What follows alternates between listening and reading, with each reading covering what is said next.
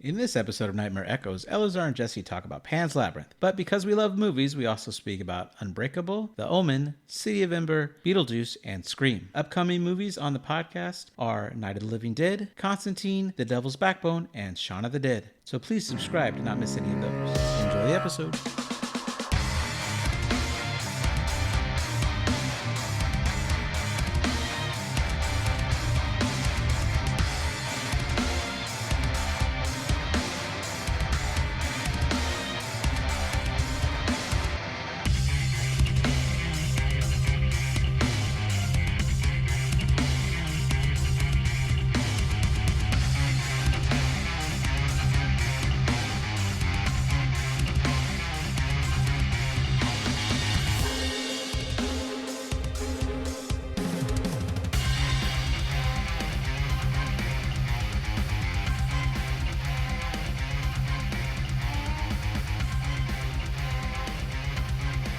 Hello, everybody, and welcome to Nightmare Echoes. I'm your host, Eleazar. I'm joined again by host Jesse. Jesse, how's it going? Pretty great. All right, what are we covering today? Well, we are talking about Pan's Labyrinth, and we are talking about what a cool movie it is. And it's got, is it a horror movie? I don't know, but it is a movie about a little girl in Spain during the time of the Spanish Civil War. It's pretty dark, but at the same time, there's this really cool fantasy element, and there's this fantasy alternate world, and there's magic, and it's dark and interesting. Yeah, and it's directed by Guillermo del Toro, who did Mimic, Blade 2, and Hellboy 1 and 2. He did. It had a budget of $19 million and made $83.9 million in the box office. So it did well for itself. Which is good. Yeah. If you haven't seen it, it's a fun kind of fantasy movie. It's a little dark. It looks like it's advertised for children. It is not a children's movie. No. In fact, I read that in Mexico, they put up signs that said, not a children's movie. Yeah. Too gruesome for children, because people kept coming demanding their money back because they brought kids to this movie. Yeah. Oof. So, all right, we're going to spoil the whole thing. So if you haven't seen it, if you want to go see it first, please pause it and then go see it or go watch it. And then I think it's on Tubi. And then come back and listen to us. All right, but we're going to start. So it takes place in 1944 in a wartime in Spain. And there are people in the mountains, or they're like rebels that are fighting the new fascist regime. And our main character is this little girl whose mother has married a captain who's stationed at this mill. It's worth pointing out, this is a captain in Franco's Spain, so he's very much a fascist. Like he's not a nice gentleman. He's not a nice gentleman. He's very the definition of masculinity. Yes. He shaves with a straight razor. He has a he seems to feel pressured to be the definition of masculinity. Sure. Like it seems like he feels afraid of not being the definition of masculinity. Like, yeah. I got that feeling very strongly from him. Yeah, I would say that there's the pocket watch that he carries around from his father, who gave him the example to be brave. He died in wartime, and the watch stopped at the time he died. They said he smashed it on purpose, that his father smashed the watch so that it would stop, so that his son would know the time he died. Sure. And throughout the whole movie, it's implied that he idolizes that moment, and his father, and he wants to do the same thing. Sure. So he's repaired the watch. Well, not the cracked glass. That reminds him that his dad smashed it. Right. But he repairs it so it'll work, and he can keep time as well because it's important to him. But it's clear, throughout the movie, he wants to go out the same way. Sure. He denies the story to people that visit. Then they're saying, legend says that your dad smashed a watch so that you would know the exact time he died. And he goes, that's silly. My dad didn't even own a pocket watch. I wonder why he denies it. I wonder if that meant it would show too much emotion and sentimental. Maybe. I feel like I said that wrong, but no, I think like he wants to appear to be this man in charge. It's too tough to worry about this watch that would be too emotionally attached to for a masculine man. Right. He doesn't want anyone to see that there are things he cares about. Yeah. Exactly. All right. Well, let's go through a little bit here. They're on their way, and we meet the little girl whose name is Ophelia, and her mom's name is Carmen. And I feel like that's a common thing for Guillermo del Toro. I wonder how many movies he has where a woman's named Carmen, because oh, really? In the other one we watched, which was The Devil's Backbone, the woman in charge of the orphanage, his name is Carmen. Oh, yeah. I didn't even think about her name. But I was really curious. But yeah, so her mom's name is Carmen, and she's pregnant with the captain's child. Now, I'm not sure. Sorry, just going off on that a little bit. Carmen in Latin means like a song or a poem. I don't know if it means that in Spanish. Yeah, I don't know. But I mean, I just was wondering if that ties into like, because Guillermo del Toro is very much an artist, right? Like he Sure. likes things to be artistic and beautiful, and I wonder if that's deliberate. Right. I know some of the meanings for the names in Devil's Backbone. I don't know the meanings for the names in this one. Yeah. Huh. So we get a voiceover telling us of this world where this little girl was a princess in the underground. Her name was Princess Moana, which I thought was funny. She left their world to visit our world, and the brightness of the sunlight erased her memory of her underground world. She became human and died as a human does one day. They believe that her spirit will one day come back. She'll be able to prove herself as this princess and rejoin her parents in this underworld. To be clear, it's the people of the underworld who believe that. The Oh, sure. creatures of the underworld, whatever, because they're not all like humans. Ophelia and her mother are in a caravan going towards this mill. They have to pull over because Carmen is sick because she's carrying the child of Captain Vidal. It's making her really sick. We see that Ophelia is a big fan of books. She brought a lot of books with her. Her mother's like, there's going to be all this foresty area that you get to play in. Why would you bring books to this area? But I mean, they're constantly at war. Right. And people are constantly firing at them. I don't know that It's not asking wise. your kid to go outside and play is the way to go. You just mentioned that the kid is making her sick. I wasn't really thinking about it that way, but you're right. Like it's a problem. The pregnancy has some kind of problem. There's a scene where she tells Mercedes, Yeah. the head servant woman, Right. that her mother is sick with child. And I've never heard pregnancy defined that way. Neither have I. She also has a point where she being Ophelia, talks to her mom's belly, talks to the Yes. unborn baby, to saying, please don't hurt my mom. When you're Right. born, please don't hurt my mom. And I think that, I mean, just when you phrase it that way, it made me realize that I think that's metaphorical, right? Like she's sick in the sense that because she decided to have this evil man's child, right? Could be. It's a moral and spiritual sickness that's being sort of manifested in the movie as a physical sickness. Yeah, there's definitely the point where Ophelia asks Carmen, her mother, why'd you have to remarry? And I know there's this whole like financial obligation to raising a child, but there is definitely the point that she looked lonely. Yeah. And the child doesn't get that. She's like, well, you have me, Mom. You're never alone. Right. But she doesn't get that there's a need to be with somebody physically and emotionally. That, that's like a human nature. And I could get a child not getting that. I agree, but I feel like Guillermo del Toro is speaking through the child. Like Ophelia is his voice. So I think he's more on her side. Oh, sure. That she shouldn't have done that. And I kind of understand her position more. Like, I mean, granted, the dude is like a scumbag, but at the same time, are you just going to sit around and die and, not be able to feed your child? Like, it's a tough position is what I'm saying. Right. I agree with you on that. Yeah. There's tough choices in life. She tells her that too. She says, when you grow up, you'll understand that life isn't always fair. Life sometimes sucks and you just have to roll with the punches. Yeah. You have to, make the best decisions with you can. So when we finally get to the mill and we meet the captain, she told her, I need you to call him father. It's just one word. I need you to say it when she gets out. When she does get out, she's absolutely silent.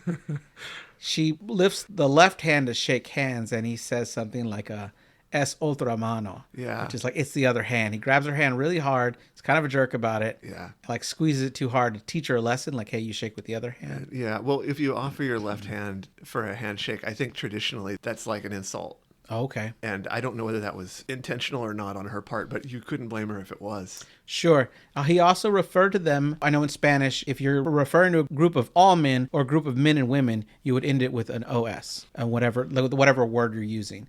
And if you're referring to only a group of women, you'd end the sentence or the word with AS. But he refers to them as OS, meaning he's including the unborn baby in his greeting, which a lot of people that analyze the film say it shows you right away all he cares about is that unborn baby. Yeah, I was watching it in English, and so I. Oh, okay. Well, no, I mean I was watching the subtitles. I wasn't paying attention. Sure. Right, I get you. That's fascinating. Yeah, and I agree. I was, reading a lot about it, reading a lot of facts and people that have analyzed the movie, and I thought that was an interesting take on it. That is interesting, and it really fits because, like, sure, you can see he makes the point over and over again. All he cares about is the boy. Right. I mean, we're going to get to a little bit later where he literally tells the doctor, "I don't care about the mother. Just make sure you save the baby." Yeah, it's interesting though because I've heard a lot of mothers that have said that in the past. Like I've had this talk with my wife when we're watching, like I think it was ER or Third Watch or some medical emergency show where there's a pregnant woman who is at risk of dying, and she tells her husband, if you have to make a choice, you save the baby. Right. And I looked at my wife, was like, is that like the best choice? Because you could always have another baby. And she's like, I believe my wife said, absolutely, you save that baby. If that was coming between me and the baby, I want you to save the baby. Well, yeah, because I mean, you can say you can have another one like it's a commodity, but in Right, reality, it's you have not. an emotional attachment You're to right. the baby, right? Like, Yeah, I got you. I know. I have 3 children now, so I wouldn't sacrifice one to, oh, we'll have another one later. oh yeah, well, yeah, no problem. Right, yeah. But yeah, he definitely cares only about this kid. All right, so Ophelia runs off and she finds this labyrinth, which is like a nice stone structure. It's like a maze outside. It's kind of fun. This is where we meet Mercedes. Mercedes comes up and says, hey, I don't want you to get lost out there. Maybe later, but right now we need to go inside. We can get you moved in. Yeah. We see that this large stick insect kind of has been following her since she first found this statue. Yeah, you skipped when that happened on in the the way. caravan on the way. And Sorry. that's one of the things that's great about this movie is that it starts out interesting already. Yeah. Because like right in that first scene, they stop the vehicles, right? And she gets out and she finds the thing that looks like a praying mantis, but it's and she finds it because she finds a statue on the side of the road that's missing an eye. but it's like a really cool statue, right? Like some kind of mysterious supernatural thing it must be. Like it's a weird statue. But she finds the eye in the street and she just knows to go there and put it there. Like she knows where it is, like instinctively. Yep. And then right there, that's when the insect comes out. And it's really cool. I think they're trying to imply she has some knowledge about something like programmed into her somehow. Right. And so then now this thing seems to be following her everywhere, this large stick insect. Yeah. Is what the subtitles called it. Okay. Maybe that's what it is. Yeah. It just looked mantis-like to me. It does. Yeah. It does. We can call it mantis. I'm fine with that. I don't know if it is. I mean, you might be right. I believe whatever the thing is. If it says stick insect, then I'll go with that. So we have a scene here where Captain Valdell is talking to his men about the guerrilla rebels hiding in the woods, and it's his job to eliminate them. His men say the problem is those men out there know the terrain better. They have always lived there. But Captain Valdell believes that, going over this plan, he's showing the map. While he's discussing the plan with them, we see Mercedes come up to bring food to the men, and what the captain doesn't notice at all, and they go over this later, because she's a woman, he doesn't think she's important. She is studying that map, just like the men are. Mm-hmm. She's handing out food, her head's over the map, memorizing it, because she's on the side of the rebels. Yeah. And she gets to get away with everything because she's a woman servant who doesn't matter to the captain, and she's let in everywhere. Yep. It was through the second watch of this where I got to watch her movements the whole time. And every time she can, she is collecting data. Yep. I love that. Yeah, she's a pretty awesome character. And then we meet the doctor, whose name I'm going to butcher, Ferrerio. Oh, it's Ferrero or something like that? Yeah, there you go. Yeah. So I'm just going to call him the doctor. Yeah. For the whole movie. I like his character a lot. He is tending to Carmen, who, this is where they said she's sick with child. And he gives Ophelia instructions. He gives her this medicine. She's supposed to give her 2 drops in her drink a night, and that's going to help her sleep. And he tells them to call him day or night. And then outside the room, the doctor and Mercedes have a conversation where the doctor gives her a box saying, this is all I can get. Yeah. But we know that she's sneaking this to the men in the forest. This establishes for us that the doctor's also a good guy, right? Because he's also on the side of the resistance. Secretly. Right. Very secretly. Very secretly. And then we see that Ophelia overheard this whole conversation and saw them talking about this exchange. So Ophelia knows what side these guys are on. Yeah, she knows who she can trust. Yeah, I mean, I guess she automatically knows she doesn't like the dad, but maybe... Yeah, I mean, I love the scene where... There's a scene where really early when she gets there, shortly after they told her to... After her mom told her to call him father, that someone mentioned something and she just goes, he's not my father. He's not my father. My father died in the war. He's not my father. And they're just like, yeah, okay, you made it clear. That's right. That was a conversation with the Mercedes. That is correct. That's so awesome. I get it. Oh man. So as they're going to bed, Ophelia and Carmen, the mill is like an old structure. She hears things moving in the walls. Carmen tries to comfort her, saying that's just old buildings. Old buildings always creak. This is where they have the conversation about why you need to get married. She says she was lonely. Carmen says that the baby is really hurting her and asks Ophelia to tell one of her fairy tale stories to the baby. Ophelia puts her head on the belly and tells her a story. She tells their brother a story about a faraway dark land where a rose grew on top of a mountain, and this rose had the ability to make you immortal. But it was too dangerous to fetch it because all the thorns all the way down the mountain were all poisonous. So no one ever fetched this rose to get immortality, and the Rose just lived a lonely existence throughout the whole time. Yeah, and this is interesting because I read that that was supposed to be a more fleshed out story involving a dragon and everything too. I think a dragon was guarding the Rose or something like that, and they had to cut it. Sure. Because the movie was too long. And Yeah. and that's too bad. That is. But I also think it's a metaphor. It fits in with kind of the thing at the beginning, the kids making the mother sick, implying that she's made the wrong choice, that you're supposed to strive for what's right and be immortalized, I guess, by history or something, and that she's not doing that, right? And I think the Rose represents like what the author thinks of as authentic, Sure. proper moral living, and the thorns represent the dangers and difficulty of living that way. Right? Okay, interesting. Yeah, that's pretty cool. Yeah, I felt like there was more to that. Yeah. We get a scene where the captain is doing maintenance on the pocket watch. This is before we learn the story of the pocket watch, but we've already went over it. So the doctor comes in when he's working on the watch, and he's talking about the unborn baby. He tells him that there's no reason to worry about the boy. And the doctor asks in the end, what makes you so sure it's a boy? And the captain's response is, don't fuck with me. Yeah, don't fuck with me. Like, you don't even, how dare you even mention the possibility of that? Like, would he have just freaking stabbed her if the baby was a girl? You know what I mean? I don't know if he would have went that far, but he would have been pissed. That's just crazy. Because, yeah, he's got to, the whole point, I think, for him is he needs a son to get his pocket watch that's smashed when he dies so that he can have a son to know when he You're dies. Right. You're completely right. That is, yeah, that's part of his character. Yeah. That comes up again towards the end. So this part, right, where he's like, don't fuck with me, is the first moment I thought, maybe this isn't a kid's movie. Because so far, it's been this fantasy story about this princess that needs to prove herself to go back to her land. And when that happened, I was like, oh, wow. Like, okay, there's cursing. Maybe it's not a kid's movie. And the very next scene now, the captain's called outside because they've caught two men with firearms. And these men say they're out hunting for rabbits because their daughter is sick. Or like one of them's daughter is sick. I think one's the son of the old man. And they're just trying to feed their family.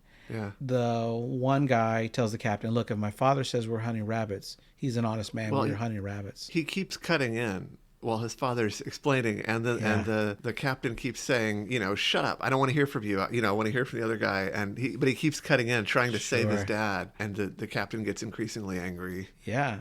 He's smelling their alcohol, like if them drinking alcohol means they can't be hunting. Mm-hmm. But then when he's had too much of the guy speaking, he grabs the alcohol. The wine bottle, yeah. Yeah, the wine bottle. And with the butt of it, smashes in the guy's nose repeatedly, killing him. Mm-hmm. And the scene is very graphic, very horrific. Yeah. The old man starts crying, you've killed him. And then he pulls out his gun. The soldier that was holding the guy steps out of the way. Yeah. So that he doesn't get shot too. And he clearly wasn't going to wait for the guy to step out of the way. He had to just get out of the way in a hurry. And he kills the old man too. And I was like, okay, definitely not a kid's movie. What the heck? Then he continues to search for their stuff. There was a point where he thought the Farmer's Almanac was like rebel propaganda, which is hilarious. And then he finds rabbits. At the bottom of the bag. At the bottom of the bag, he finds rabbits. And he tells his men, next time, can you search them properly before you waste my time? Yeah. And he didn't even care that he killed the people that were wrongly accused. He was just annoyed that they wasted his time. That's just crazy. Yeah, they really established the character and his level of goodness in that scene, I think. Very much a negative number. So that night, Mantis appears in Ophelia's bedroom, and Ophelia asks if it's a fairy, and it makes some kind of gesture like, what are you talking about? So she shows a fairy in her book, what a fairy should look like, and so it transforms into that shape. It's like, fine, if that's what you need us to look like, right, I'll be a fairy. Which is awesome, because that was the first time that we ever saw something that was, I think, the first time we saw anything that was clearly supernatural happen. Sure. And it was a very dramatic scene. Like, it's really cool. Yeah. The fairy leads her to the labyrinth, and she descends down this long spiral staircase, and we find a moss-covered statue at the bottom, and it's surrounded by like these circles, kind of like a Zen garden. That's how I saw it. I think it might actually have been a map of the labyrinth. Oh, really? Maybe. That's interesting. That's cool. I didn't notice that. I think it may have been. We meet Fauno, who, like what they're just called. He's a faun, yeah. He's a faun. He says that his name is not pronounceable except for like the wind and really old things. It's played by, the faun is played by Doug Jones, who is a creature in a lot of things. Oh, really? I didn't. Yeah, but he's really good at it. He's in a lot of Guillermo del Toro movies. He also plays the creature we haven't met yet with the eyes in his hands. Yes. But what's cool about the outfit that Doug wore here is that it was all practical. The Really? legs were built behind his own legs. Then they digitally removed the human legs from the picture. I see. So when his legs have the shape that is unnatural, he really wore a suit that did all this. Yeah. What is also really nice about this is that Doug Jones, was the only one on set who didn't speak a word of Spanish. Guillermo del Toro spoke English and Spanish, so he was the only person he can talk to. And now the director said, I don't care what you say, you could just count to 10 and we'll dub over it because it's not going to be your voice anyway. Yeah. But Doug Jones said that not only was it beneficial to learn the exact lines, it's more fair to the 11-year-old girl that had her play off of it. Right. But he didn't only have to learn his lines, he had to learn her lines, so when he knew when to speak again. Of course. Either way, it was dubbed over again, but he said that because he learned it in Spanish, memorizing something in another language, he was able to deliver it exactly the same way every time. Yeah. Because he learned it that way. Where you say a line in English that you're memorizing, you can give it different connotations because your brain can think of different ways to say it and different meanings behind the words that are said. That's really cool. I love that he made the effort to do that. Like you said, for the girl, like that's so helpful to her. And then for the movie in the end, so when they overdub it, the lips match because he's speaking Spanish. Yeah. And even though it's not his voice they used. So they really were using his mouth. They were using his mouth and then they redubbed it over it. That's pretty neat. But I also wanted to point out just for a second on the subject of the faun in general. So when I first watched that movie, I didn't know what a faun was. Like I only knew the English word fawn with a W, which is a young deer, right? Right. But faun with a U is a mythological creature for anyone who doesn't know that, like I didn't. What movies do I know them from? It's the cupboard, not the Indian in the cupboard. Sorry, the Lion, the Witch, and the Wardrobe. Yeah. It had, when they got to the other side, there was a fawn to greet them. Yeah, and when I read that book, I didn't know what a fawn was. Sure. So I think it's worth pointing out. Also, I think that the people who made the movie knew that, English speakers were likely to not know what a fawn is because the title of the movie in Spanish is The Faun's Labyrinth. Right. And they changed it to Pan's Labyrinth, although Pan is never mentioned. That's why, the movie. I think it's interesting too. I think they just did that because that would be more recognizable to English speakers. Sure. Than the concept of fawns. Right. And so when he meets her, he tells her that her name is Princess Moana? Yeah, Princess Moana. Thank you.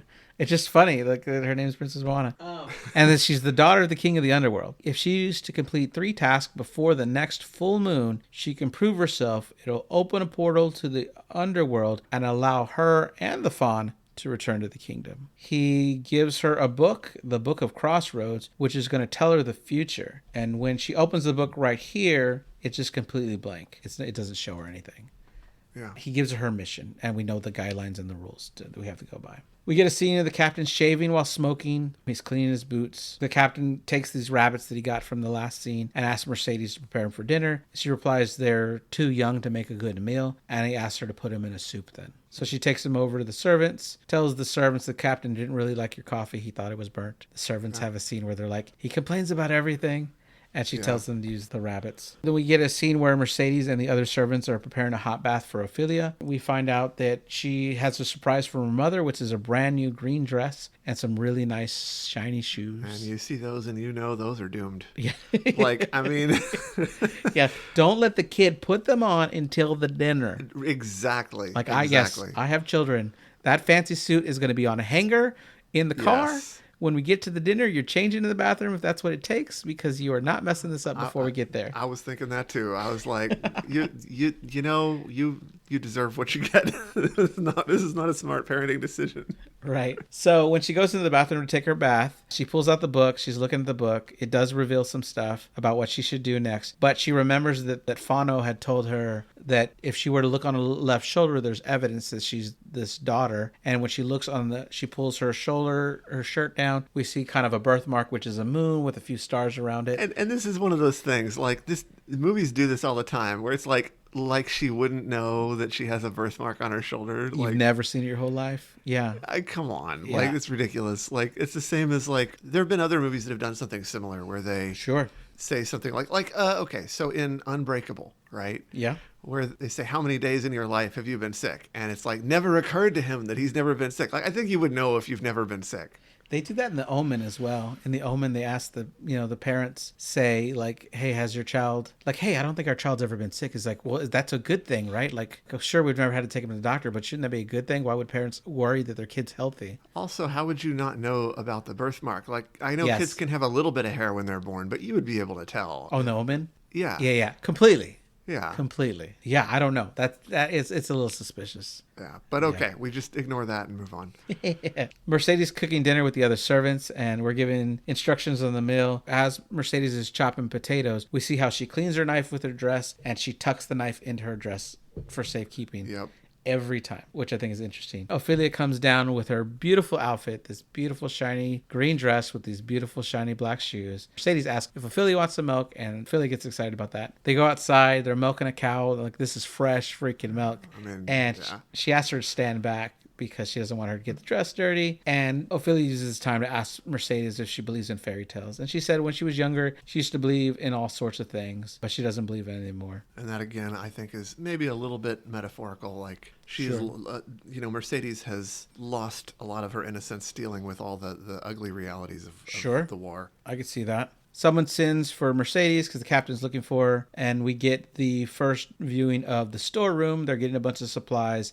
They're all being loaded into the storeroom. The captain asks where the key is. She hands over the key. He asks, is this the only copy of it? And she says yes. And he goes, then I'm going to keep it on me. I want to trust that it's on me. And as soon as said that, I immediately thought, okay, that's a lie, right? Yeah, sure. There's no way she's given him the only key. Right. This person who tucks a knife into her dress all the time is definitely not going to give him the only copy of that key. Right. Right then, the captain is called outside. There's a big smoke coming up from a fire in the forest. And so the captain and his men go, they think the rebels are there. And while this is happening, Ophelia makes her way through the forest where the book is telling her to go. She finds a very big dying tree. And she has instructions that there's going to be a giant toad living in the bottom of it. And that toad is what is killing the tree. And she's instructed to force the toad to eat these magic stones. And it will reveal this golden key that she needs for her next mission. She takes off her brand new shoes and her dress. And her shoes are already covered in mud.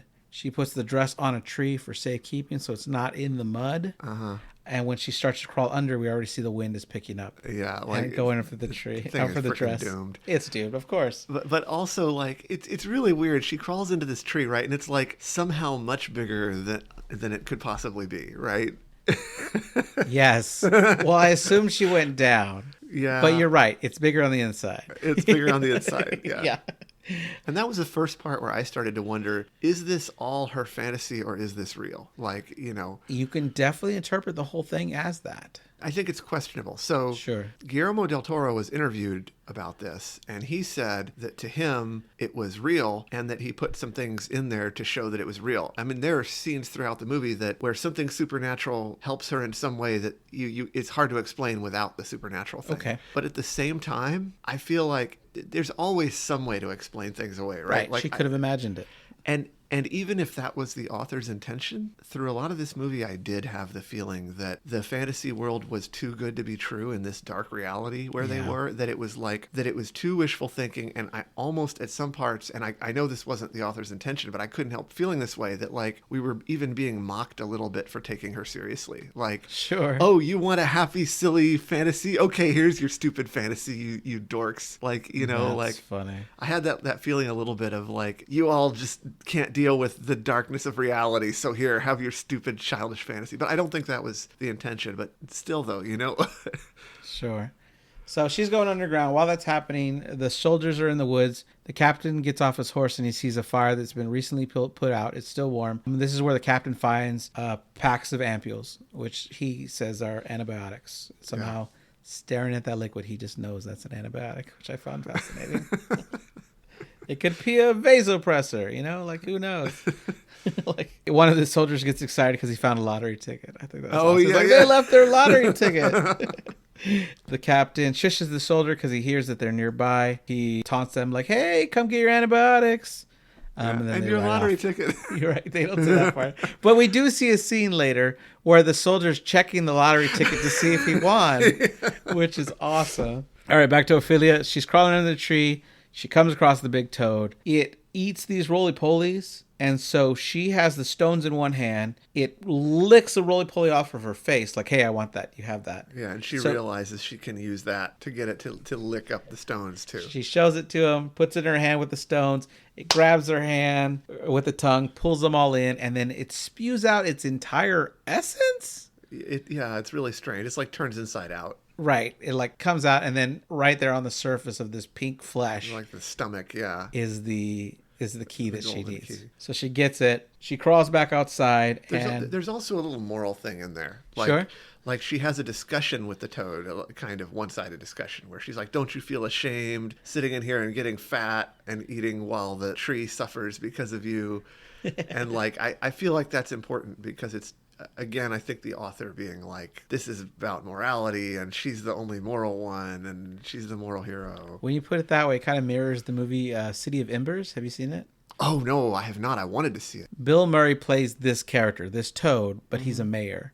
The soldiers are with the captain standing in the rain, and they're welcoming some guests that they're going to have for a dinner party that night. Carmen keeps asking Mercedes if she knows where Ophelia is, and she tells her she's not anywhere, and all the places she names, they don't know where she's at. The captain goes over the ration cards that they're supposed to hand to their people, and one of the guests says that he doesn't think it's going to be enough for each family to receive only one ration card, and the captain lets them know it's all part of the plan to make sure that the rebels are not getting food. If we only give them enough to feed their family, they can't share that food with the rebels. We want to make sure that we weed out these rebels. Once again, demonstrating he doesn't care about the people. He only cares about the mission. Right. And then he says, like, look, we're making good headway. We stole their antibiotics. We're doing really good. He talks about how he wants his son to be born in a cleansed Spain. It kind of reminds me of Nazis. Well, it is. They're fascists. Yeah. Okay, yeah. I mean, the Franco, they were tacitly on the side of the Nazis during all this. They just didn't really participate in the war, but they were tacitly supporting them. They had, let's say, very good relations. I mean, the Nazis could get whatever they wanted from Franco in terms of like, resources or whatever, but it was just, there wasn't much Spain could do, but like whatever little thing, minor cooperation they could manage.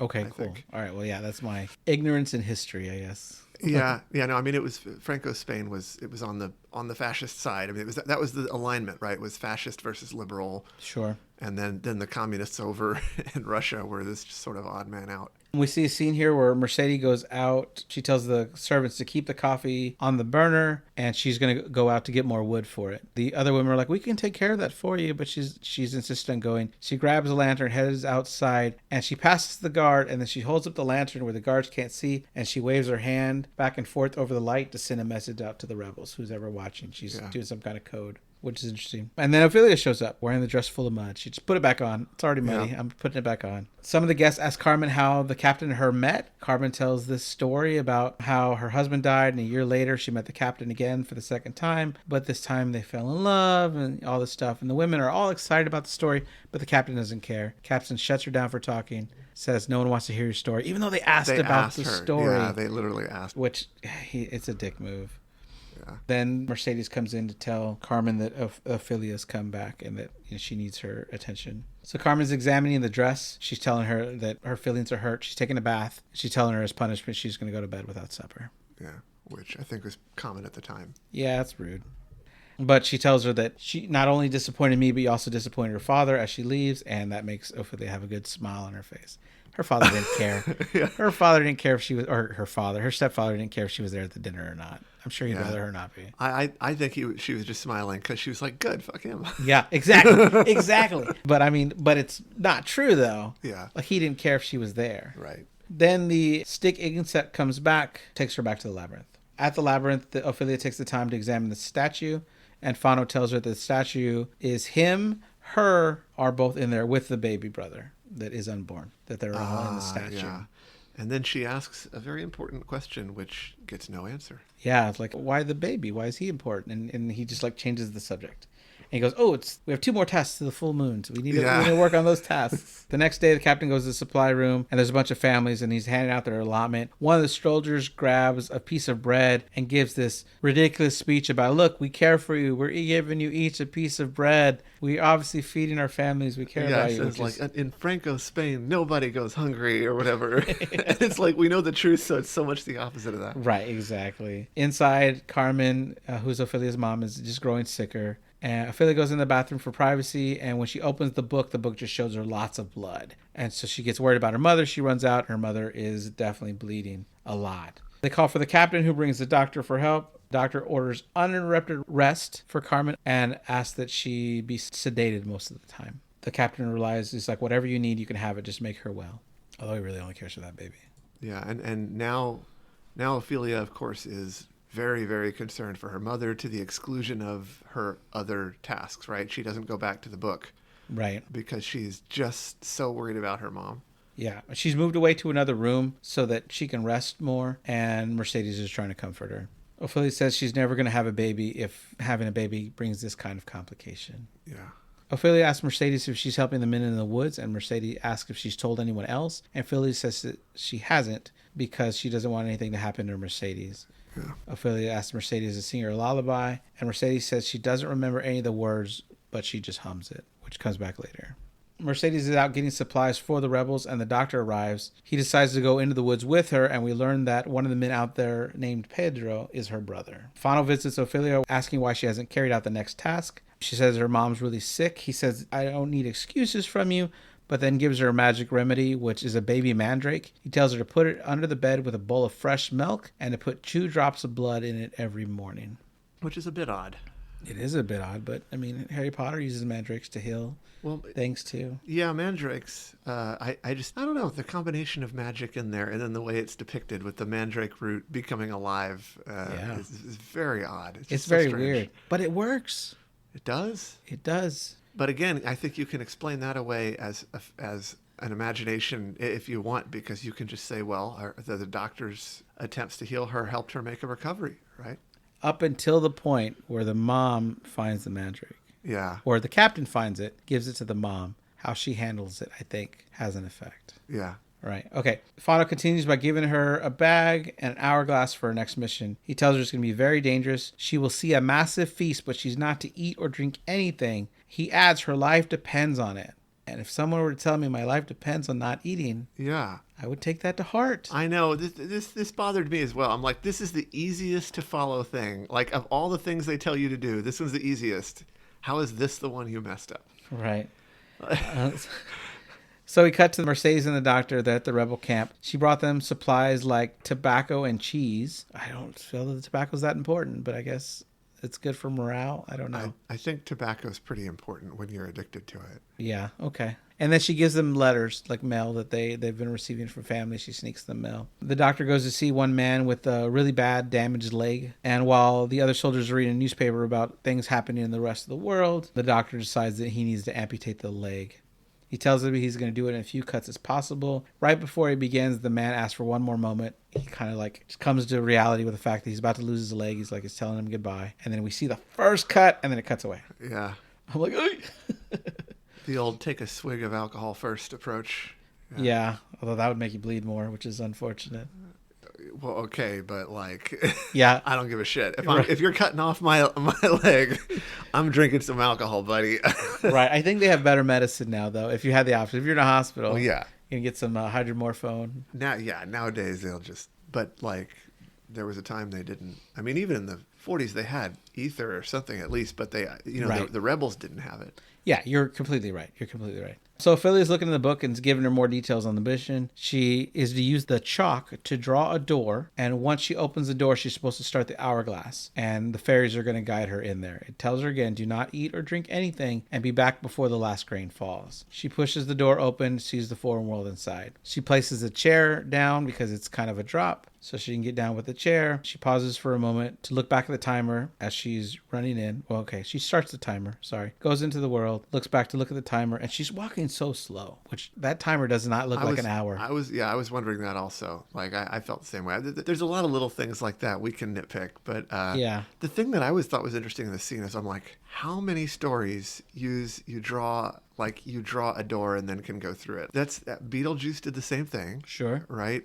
More comically, but yeah, the same basic thing. Like, where did that trope come from? Because it's definitely something you see in multiple movies. Yeah, I don't know. So when she gets into the room with the feast, She sees a humanoid figure where 2 holes where eyes would be, or maybe where his nose would be, but there's no like place for his eyes. They felt like nostrils to me. Yeah. But I also read they were actually where the person in the suit was seeing through. So That's funny. And then she sees a small platter which has 2 eyeballs in front of it. She actually takes a moment to pick it up and study it before putting it back down. I would not have messed with any of that area. I totally agree with you. I mean, there's so many things she does that are like, yeah, like you said, like, why? Why would you do that? Like, Yeah. obviously, why would you do that? I mean, I get that it's a fun fantasy world that you'd want to explore, but you have a time limit. Also, I think that it was less about being realistic and more about, again, making a moral point, right? Like, Sure. I think that's what they're trying to do is, look at how her moral failings cost the lives of others. And Sure. which they, as you're about to explain, they Right. do. So the fairies lead her over to 3 locked containers. She tries the one in the middle and then decides, no, it's the one on the left. She reaches in pretty far and pulls out a shiny freaking dagger. Looks like it's never been used before. It looks brand new. The blade is beautiful. The handle is gold. She tucks it into the bag she's given. She slowly makes her way back. She passes by the feast. She looks at the grapes, and the fairies are like warning her, like, don't do it, don't do it, don't do it. And she shoos them away, and she grabs one, and she doesn't notice as she's eating the first one, that figure in the back is putting the eyeballs in his hands. He's standing up as she's eating the second one. He gets pretty close. Yeah. And so for it not to grab them, 2 of the 3 fairies sacrifice their lives. Like they go in front of his he face. just devours them. Yeah, he grabs them. Yeah, eats them, chops in half. Brutally. It's a brutal scene. It's gross. He's got blood all over him. And also, I want to point out it, like, he was dormant. Like, he was inactive entirely, not moving at all until she grabbed the grape. And at that moment, he like jerks awake instantly. Yeah. Like that was what he was programmed to do, is if you eat any of this, then he eats you, because it's like a gluttony punishment thing, right? Right. So now that the 2 fairies are dead, she's now running, finally. And we see that the hourglass is almost empty. We see that the door is closing. She's yelling, no. She doesn't make it. She's trying to push at the door. Doesn't work. The creature's coming down the hall. She puts the chalk, tries to draw the same door again, but it breaks in half. So she, I guess, comes to the assumption that you can't draw a door in the same place. So she... Is that what happened? I didn't understand that scene. Maybe you're right. Well, I mean, she could have done it on the floor, but she decided to do it on the ceiling. Now, this is where I would have died, because I cannot do a pull-up to save my life. And this would have been to save my life. Yeah. So I would either found another wall or done it on the floor and risk falling from the 1 story onto my bed or on the floor. I didn't pick up on that at all, that she couldn't draw it on there. Like, I saw the chalk broke, but I'm like, okay, that's just the chalk breaking. Well, she came to this conclusion because she drew it in a different spot. Okay, I didn't know what was going on there, so Yeah. you understood it better than I did. Yeah, it was weird, though. It was weird. It was strange. I mean, I agree, it was a little strange. But she uses it. She pulls herself up right before the creature grabs her. She shoves the door down, and the moment it closes and seals, the creature screams stop, but you could still hear the shakes of the building, which she complained about in the beginning of the movie. So, is it just still the old building creaking, or is this that the creatures are really on the other side of these walls? Yeah. I don't know. I just wanted to, so this just sort of just occurred to me. Yeah. I mentioned that I feel like that scene was all a whole thing about gluttony and the punishment for gluttony. 2 grapes, huh? Yeah, well, I mean, I think that was that feels like the concept being highlighted there. Sure. And it occurred to me, I remember that there was something about Guillermo del Toro talking about how he was raised Catholic, and like, even though he's kind of not anymore, it's like it's still programmed into him, Catholic principles. And I have to wonder how much of this movie is about like the 7 deadly sins. Okay. Because they kind of have representations, like the captain is prideful. The captain is pride. Ophelia's mother is maybe lust. I'm not sure, because yeah. And then there you've got gluttony, right? Let's see. Wrath could also be the captain, but it could also be sort of the climactic scene at the end of the movie with the fawn and the last task, if you want to go there. Sloth could be the toad, right? Sure. And let's see, what do we have left? Envy, greed. Oh, greed, yes, envy and greed. Yeah, heck, do we have one that's greed? I'm not sure. I don't know. Maybe I'm wrong. The lottery ticket. I mean, because if we're going to analyze that, let's jump to that real quick, right? Uh-huh. There's a scene where Mercedes is trying to escape. Yeah. One soldier is trying to tell the other soldier he let her go. And the soldier's like, hey, hold up. I'm checking my lottery ticket. And I would argue she makes it into the woods because to that one character, the possibility of winning the lottery was more important than doing his job. Yep. So that makes sense. that's a small little point that could be greed right there. It could be, yeah. So envy, though, what would be the envy in that movie? I mean, I feel like it's very loose, but just, everybody wanting the power that other people had, maybe. Hard to say. Maybe the guests are envious of the captain's position. I don't know. I feel like it's really loose. That's the one I can't fit as well. Yeah, I feel like I'm forcing something on there that's not really in there. But at the same time, I feel like there's almost a subconscious... Listeners, if you know of one we're missing, just email us, please. Let us know. That would be helpful. I don't know. It's just something I was thinking. It just kind of makes sense with Guillermo del Toro being raised Catholic and the 7 deadly sins being such a part of Catholic doctrine. And nightmareechoespod@gmail.com. All right, so we get more of the doctor and Mercedes. Mercedes is worried that their plan is no longer a good plan, that maybe they should just, the cause is lost. Once we kill the captain, they'll only send a new captain in his place, so we're not going to accomplish anything. But she does give them the key to the storeroom, and she tells them to not go right now because they would be expecting it. I don't know why they would be expecting it right now, but not do it now. But I guess she's going to signal them when the time is right. I think she's saying they would expect it now because they had just done the maneuver where they hand out everything to the people. And okay, sure.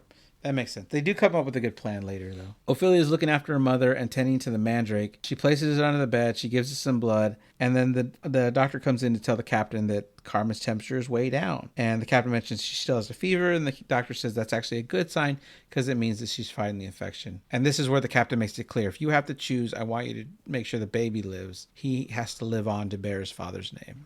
Yeah, he has to get the smashed watch. Yes. That's the only thing that matters. And this is where the plan gets carried out. They hear an explosion when they're talking about Carmen. The captain runs outside. There's a big fire out in the woods. So they run off. They're distracted. Ophelia uses this opportunity to speak to the baby, and she asks the baby brother, please do not hurt my mother when you are born. She tells them that she's like, look, you'll love our mother. She's pretty sad at times, but she's very beautiful, and you could see it in her eyes when she smiles that she will love you too. Then we come back to the soldiers. This distraction is a crash train. The conductor is telling them that he tried to tell them to get off the tracks, but they wouldn't. He jumped out, and his crew jumped out of the train before the collision happened, so they were able to not get killed in the crash. Then the captain's asking one of the other workers, what did they steal? And he says they didn't steal anything. They just crashed us like they were just trying to waste our time, and then they left. The captain looks pensive, trying to figure out what's the plan here, why not steal, when another explosion happened, and this one is back at the mill.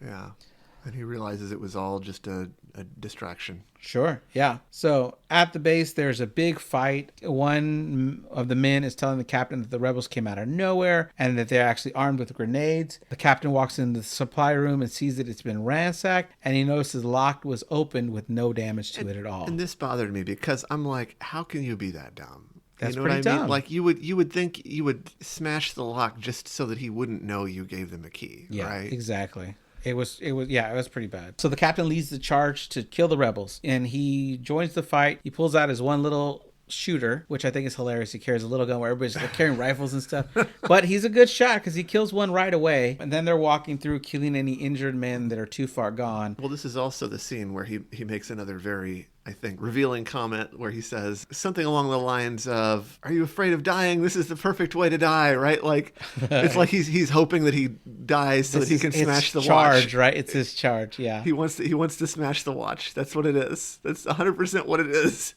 He's just waiting for his opportunity to die. One of the men finds a guy that's not dead, and they ask if he's able to speak, and the man does some wheezing. So the captain he puts a gun in his face. The man pushes the gun out of his face. The captain puts it back. He lets him do this 4 times, like he's just playing with the victim. Yeah. Before finally killing him, which is, I don't know, rude. Just toying with him like a cat toying with a mouse. Yeah, that's insane. Then they do find another guy that was just shot in the leg, so they take him captive. A servant is telling Mercedes that the soldiers have captured her brother and are taking him to the storeroom. I think Mercedes was very unwise to just show up right then and be like, I have to get in there. And the captain's like, not right now. I thought that was a bad decision on her part. Oh, yeah, definitely.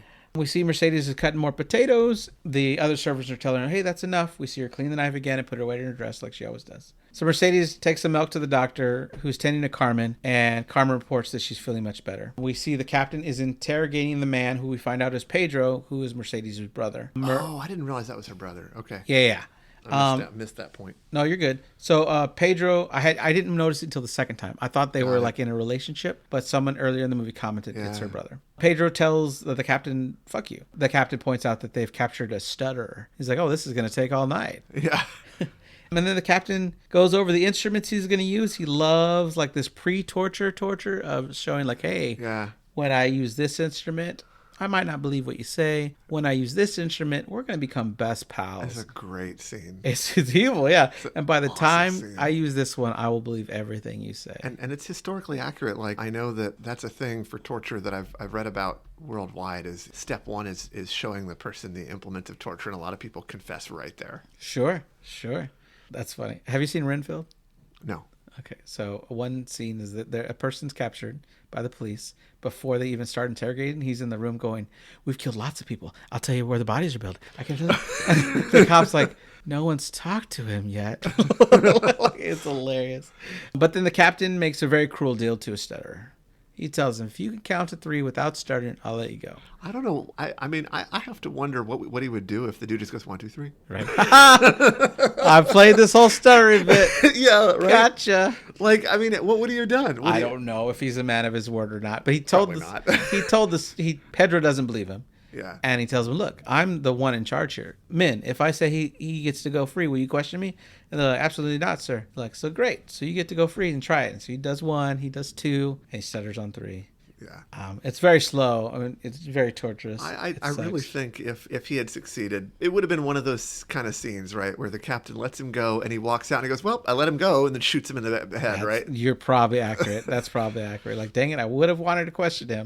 But he had to go win that game. And then the captain just knocks him out. Then we cut to Ophelia, who's sleeping. Fano wakes her up, saying that her mother is much better, and Ophelia tells him that she had an accident. She lets the fairies out of her bag who tell the events that happened. He gets really upset, saying she broke the rules. She said they were just 2 grapes. I didn't think anybody would mind. And he tells her she's never going to get in her kingdom disobeying rules like this. She's going to grow old as a human and die. Well, yeah, and he makes it like the whole thing is over. This is over. Go away. We're done. This is it. You lost. Right. Exactly. I mean, like he doesn't let on at all that there's any possibility that she could still do anything. Right. So it's very dramatic scene.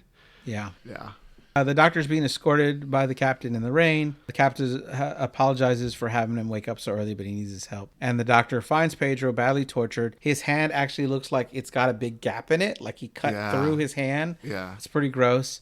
And his face is all bloody and misshapen. The captain looks into the doctor's case and he sees that he has the same size and shape ampules in the doctor's case that he found from the rebels. But that doesn't mean the captain gave it to him. They stole from the supplies. It's the dumbest thing. Right. And I joke because I work in a hospital. I swear they only come in 3 sizes, right, in 3 different colors. Yeah. I mean, he had a 1 in 9 chance to get the same damn ampules. I swear. I mean, I know it's a different time. How mass produced could they be? I don't know. Yeah, I also rolled my eyes at that scene. I agree. Yeah. The captain tells the doctor he loves having around because it has his advantages after he makes his discovery. And then Pedro tells the doctor he didn't tell him much, but he did talk. And they ask the doctor to kill him. In his room, the captain compares the 2 ampules and sees they're the exact same shape and size, but the liquids are different amounts. I don't know if that matters. But he now believes the doctor's aiding the rebels. We cut back to the doctor who's preparing an injection for Pedro. He doesn't want to inject it, and Pedro grabs his hand and helps him guide it in. So it's like Pedro's helping kill himself, so it's not the doctor killing him, but the doctor has to do the final push. It's very dramatic. I liked it. It was a good scene. It was.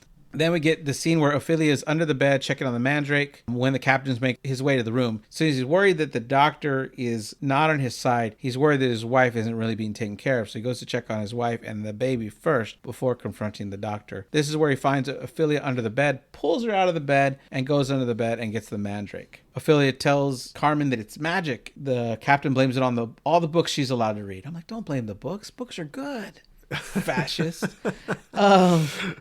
Anybody who heard our episode on Ninth Gate knows I love books. And of course, as soon as they take the mandrake away, immediately her mom gets sick again. Yeah, so I want to do spoiler alert for Hereditary, but this reminds me in the scene of Hereditary where Annie, the main character, puts Charlie's book into the fire and she catches on fire. Yeah. And then she takes it out. Later in the movie, she throws it in the fire and Steve combusts into flames. Yeah. It very much reminded me of this because in this movie here, when Carmen grabs the mandrake, throws it into the fire, the moment it starts screaming is when her mom starts bleeding like crazy and hits the floor. As the captain arrives back to the doctor, Pedro is dead. He asks what the doctor has done, and the doctor says he did the only thing he could do. The captain says he could have obeyed his orders, and the doctor gives some kind of a speech of obeying for the sake of obeying is what your people do. It is not what I do. The doctor walks outside. The captain pulls out his gun, shoots him. The doctor, very gentlemanly, takes off his glasses. Yeah. And then falls and hits the ground and dies. It was very interesting. Just then, a servant comes up and tells him his wife has now gotten sick again. And we see the captain and Ophelia are waiting outside the room as Mercedes and other servants are fetching the fresh sheets. They're trying to take away the bloody ones. And we hear the moment the baby is born. And then we cut to Carmen's funeral. So there's the whole voiceover of the funeral is happening. The captain is holding the baby. Ophelia is standing far away from the captain with Mercedes. And we are still hearing the voiceover of the funeral as we see Ophelia packing away all her mom's belongings. The captain is asking Mercedes if she knew the doctor well, because he's finally getting suspicious. And she says it's a small place here at the mill and that everybody knows each other well. Yeah. He goes on to say he must have known when he saw the lock, right? He must have already known. Yeah, but he wants to prove it. Right. So he goes on to say that they had the stutterer, because he doesn't know his name, says that they had a foreman in the mill and it was someone right under our noses. He asked Mercedes to have a seat. He pours a drink for both of them. He instantly drinks hers and then asks her to go get more alcohol from the storeroom. She agrees and gets up, but forgets to ask that she needs a key to get in there. Right. So he points it out hey, are you forgetting something? We only have one key, right? Which is unfortunate. She messed up. It's also worth pointing out she refuses to drink with him, right? That's a symbolic thing. I agree. But if you're undercover, sometimes you got to do what you got to do. Yeah. Free alcohol too. Mercedes is packing to leave. She goes to wake up Ophelia, telling her that they're going to leave that night. Ophelia doesn't want to go without her baby brother. Mercedes says we'll come back for him. Outside the rain, they're trying to get away, and the captain's already waiting for them. And now he knows Ophelia knew the whole time, which is unfortunate. He orders the soldiers to watch over Ophelia's room, and if anyone tries to get in, to kill them first. In the storeroom, of course, he doesn't have them actually watch her, conveniently allowing her to use her magic to escape. Of course. Yeah, just outside the room. Yeah. Please watch outside the room. You're watching the only door. Yeah. What could possibly go wrong? In the storeroom, the captain is going through Mercedes' bags. She finds cheese and tobacco and letters, unfortunately, that are written to the other soldiers. He tells one of his other men to make a list of everybody mentioned in these letters and get it to me by tomorrow. So then he'll have all his people that are on the rebels' side. He tells the soldiers he wants to be left alone with the prisoner. The other soldier's like, "Are you sure, Captain?" And he goes, "Yeah, it's just a woman." After the soldier leaves, Mercedes says, "That's how I was able to get away with it the whole time, because I'm a woman and you didn't think I was important." Yeah. And he admits that his weakness is pride. Yeah, I thought that was interesting too. He says, "You found my weakness, pride," right? That's how he phrases it. Yeah. Which goes along with my deadly sins theory. There you go. Yeah, no, completely. And he's going through his speech about the torture device, and he doesn't know she's got this knife tucked in her dress that we've seen the whole movie. Yeah. And she cuts off her restraints and then stabs him in the back, pulls the knife back out. He turns around to confront her, and she stabs him right in the heart. Why she doesn't finish the job, I don't know. That's probably the thing that bothered me the most in this whole movie. Oh, right. Actually, you got to be kidding.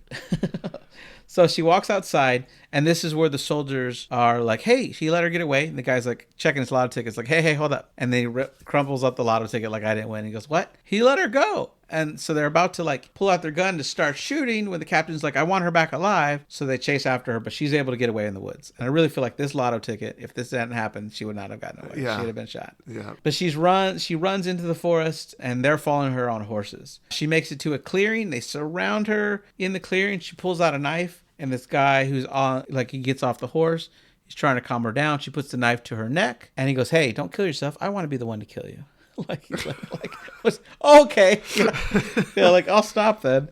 And then bullets start flying out of nowhere. And it's she led them into a trap. This clearing here is where I'm going to run if I have to. I'll lead them to you.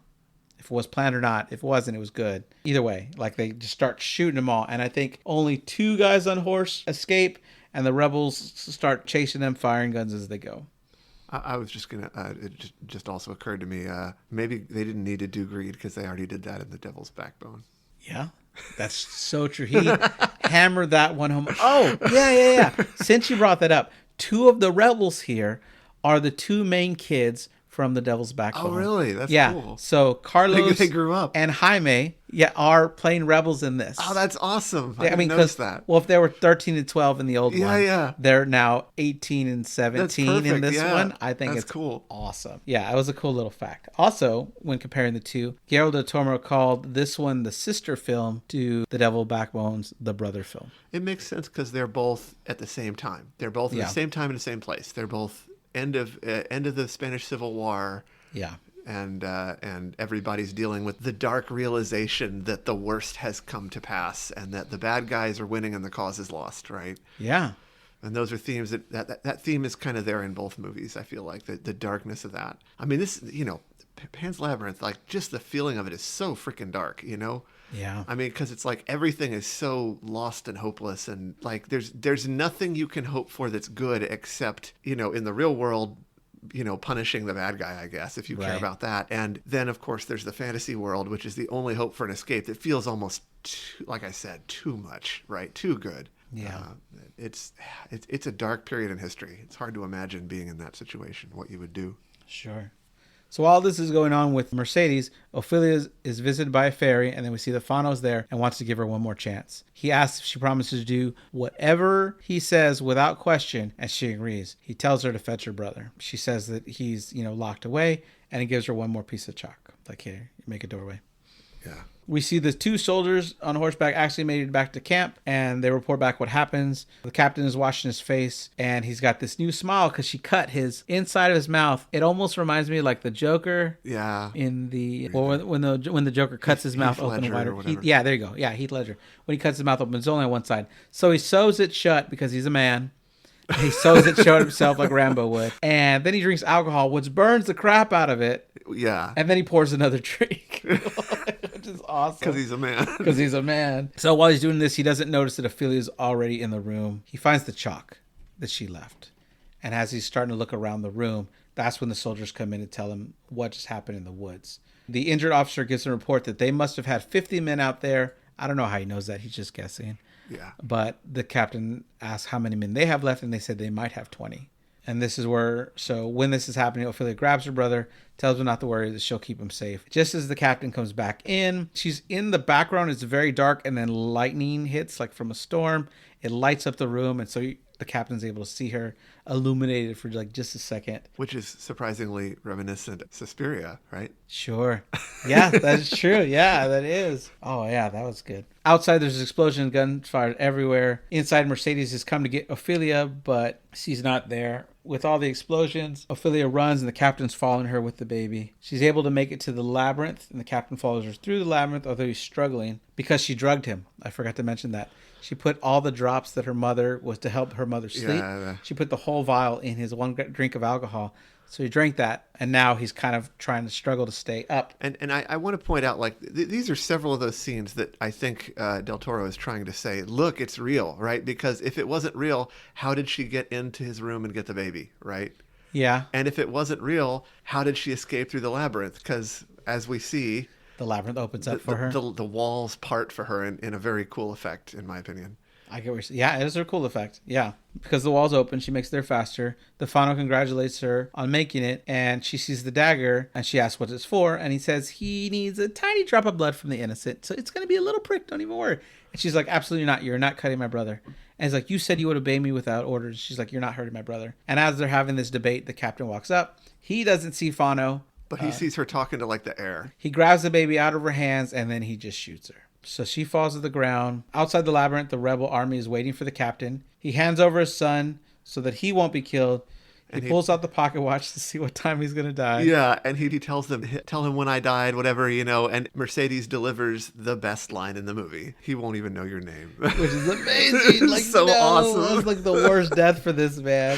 It's like you could not have punched him any harder than that, right? Like there's... Yes. He already proved it was the only thing he cared about in the world, right? Yes. So inside the labyrinth, Mercedes and the rebels find Ophelia on the ground bleeding. We had seen this shot of her on the ground with blood coming out of her mouth, but in reverse, like the blood was going back into her body in the very opening of the movie, which is weird that we saw it then. Oh, I forgot about that. Yeah.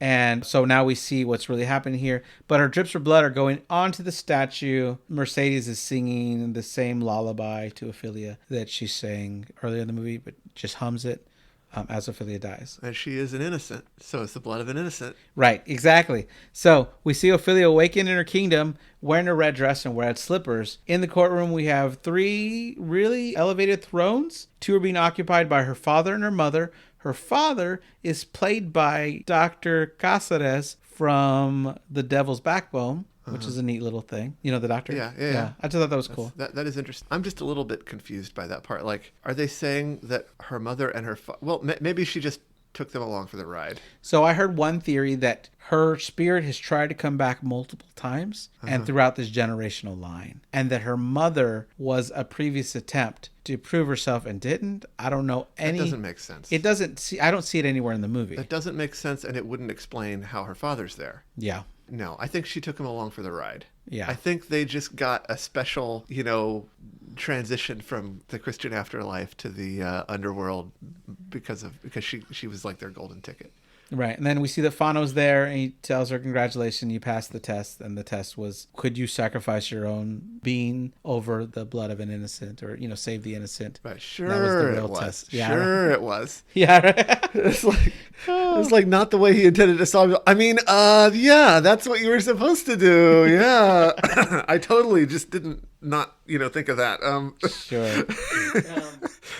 So then we have a voiceover of Fano saying that she was always remembered by the people of Earth, but only for those that really know where to look and see signs that she's there. And we see a flower growing. That flower growing is supposed to be a sign of her. Yeah. Somehow. I don't know. Yeah, whatever.